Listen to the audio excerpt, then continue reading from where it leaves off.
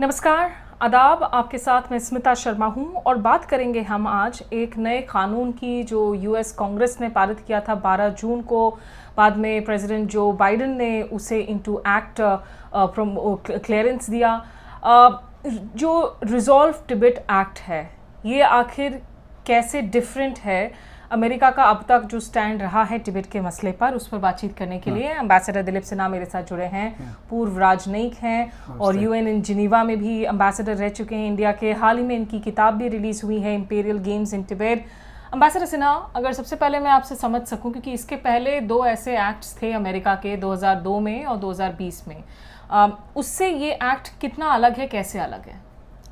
देखिए, एक्ट की दृष्टि से काफ़ी अलग है ये एक्ट, क्योंकि जो एक्ट 2002 का था वो उसमें बात की गई थी तिब्बत के वातावरण के बारे में, उसके जो इकोलॉजिकल सिक्योरिटी के बारे में, उसके वाटर रिसोर्सेज के बारे में।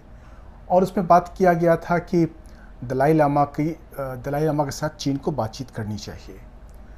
जो 2020 का एक्ट था वो थोड़ा और आगे बढ़ा और उसमें एक बात कही गई कि बातचीत के अलावा चीन को अनुमति देनी चाहिए कि वो तिब्बत में लासा में अमेरिकी कॉन्सुलेट खोलने दे, और यदि चीन अनुमति नहीं देता है तो चीन अमेरिका में कोई नया कॉन्सुलेट नहीं खोल पाएगा। तो ये एक परिवर्तन हुआ दूसरे एक्ट में।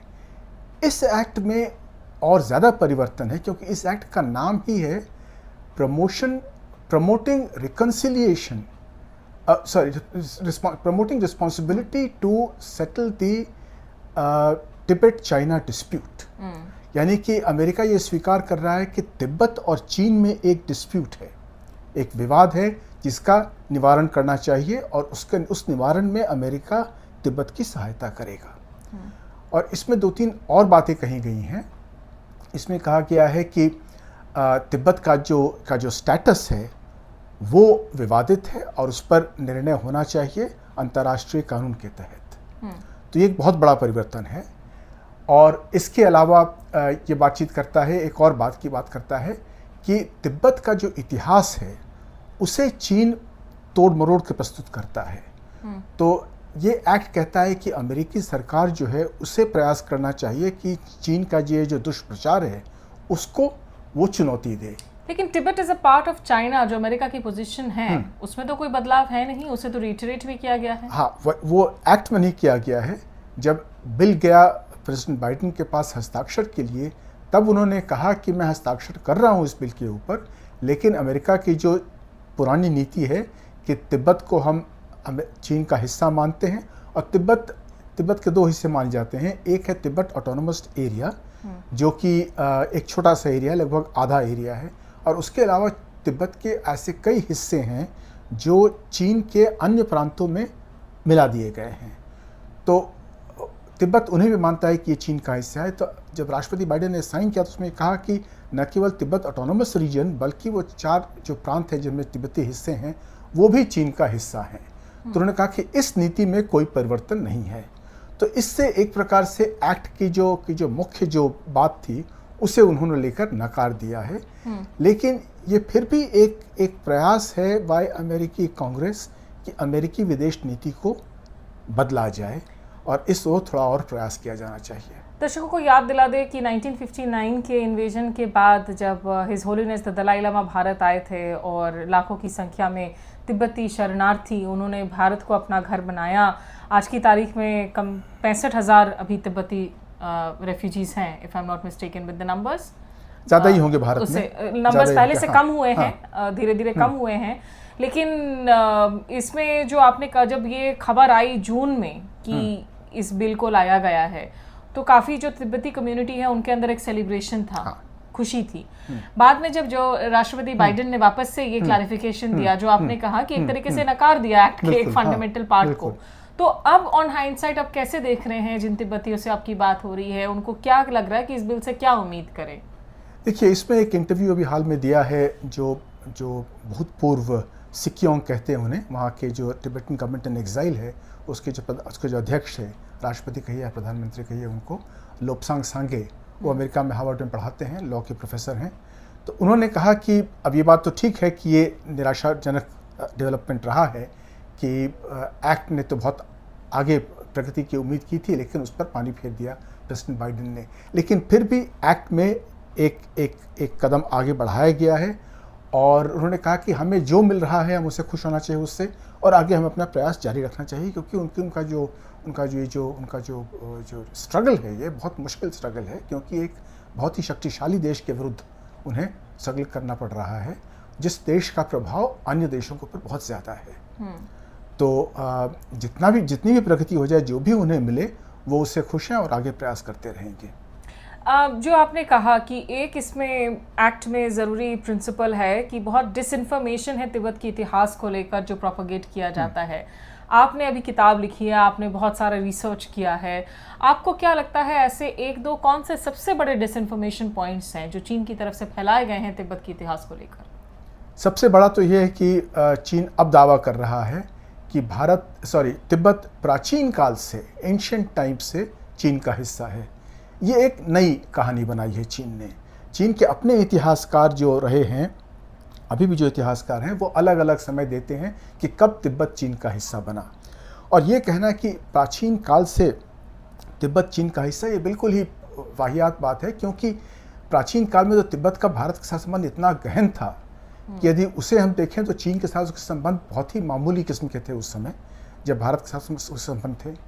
और दूसरा जो वो लोग प्रचार फैलाते हैं, दुष्प्रचार करते हैं, वो है कि दलाई लामा के जो ओहदा है उस पर चीनी सरकार का कंट्रोल है और दलाई लामा को चीनी सरकार नियुक्त करती है। और वो एक आध उदाहरण देते हैं अपने इतिहास से कि हमने उस दलाई लामा की नियुक्ति की थी और फला दलाई लामा की नियुक्ति की थी।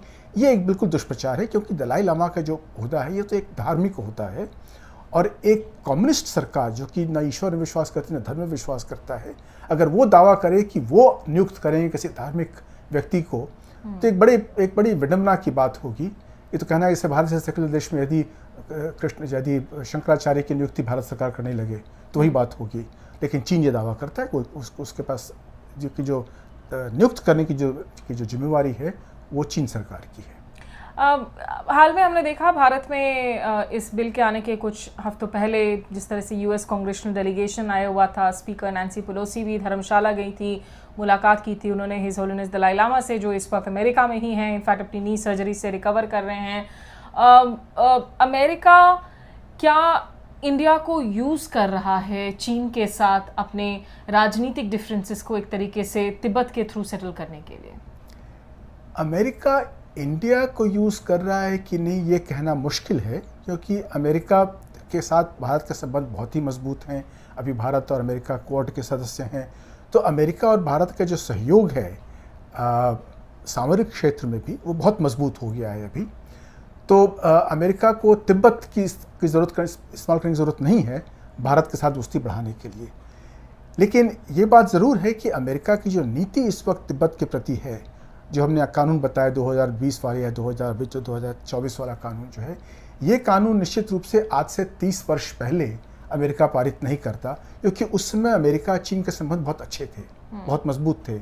जब किसिंजर और निक्सन घूम रहे थे चीन जाकर, तो उस समय ऐसा कानून पारित नहीं हो सकता था अमेरिका में।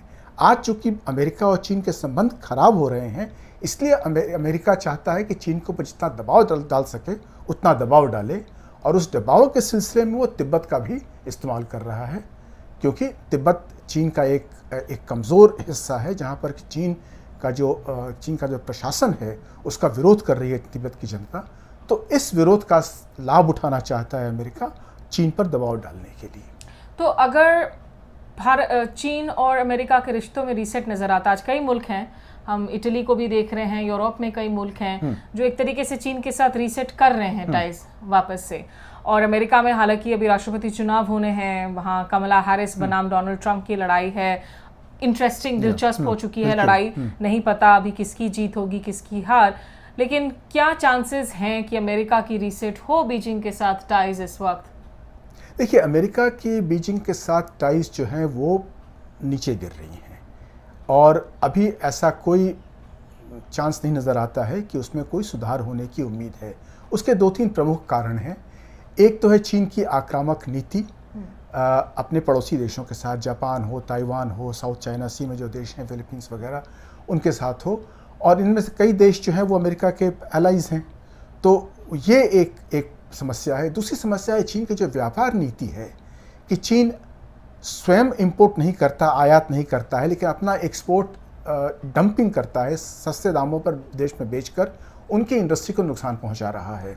जो हाल भारत में हुआ है कि हमारे छोटे उद्योग लगभग समाप्त हो चुके हैं चीन के सस्ते निर्यात से, वैसे ही अमेरिका में भी जो रस्ट बेल्ट बन गया है जिसकी बात ट्रंप करता है, वो अमेरिका को भी वही नुकसान हुआ है।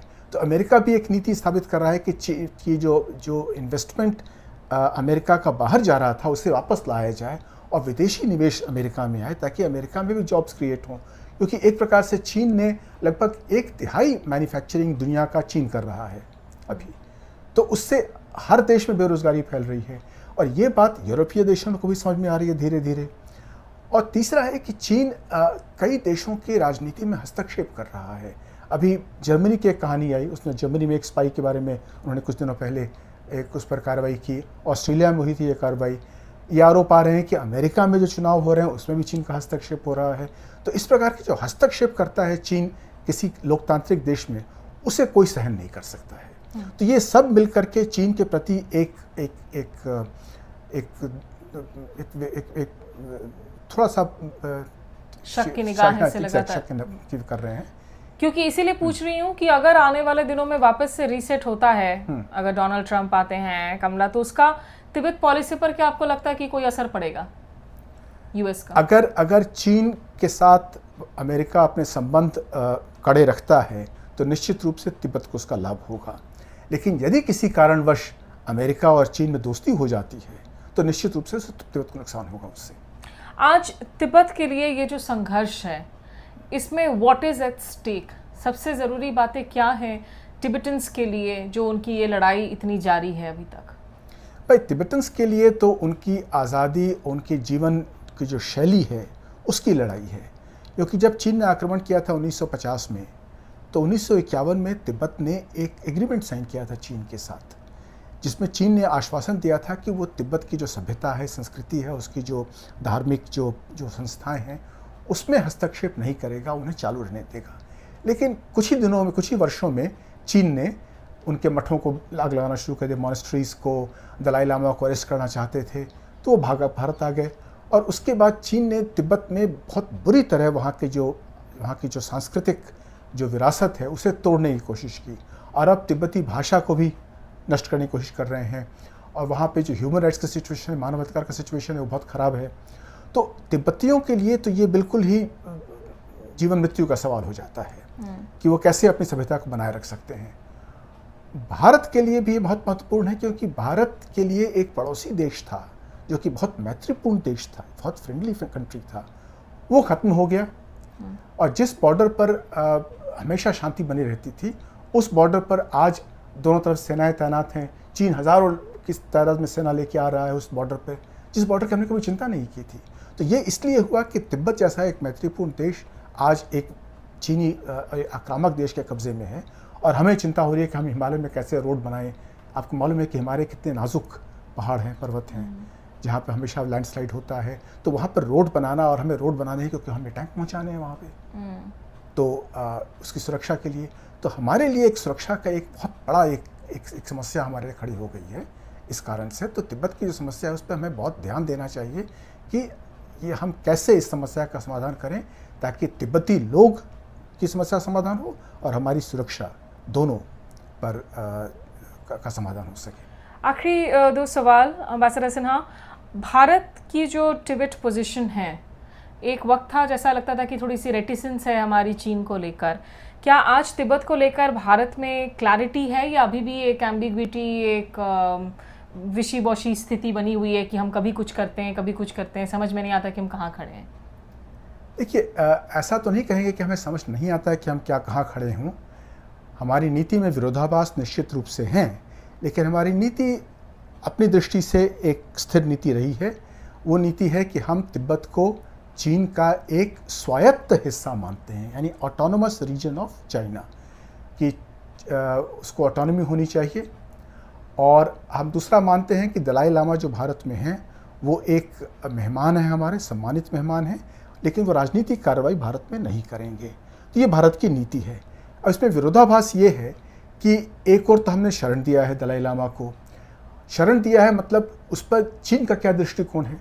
चीन समझता है कि दलाई लामा को शरण देने से भारत ने एक एंटी चीन कार्रवाई की है, चीन के को तमाचा मारा है, और वो सह नहीं सकता है क्योंकि चीन एक टोटलिटेरियन कंट्री है। उसमें ऐसा नहीं है कि विपक्ष को भी साथ बिठा के रखते हैं अपने साथ, बस तो संभव नहीं है वहाँ पे। वहाँ तो विपक्ष के लोग गायब हो जाते हैं, रूलिंग पार्टी के लोग गायब हो जाते हैं।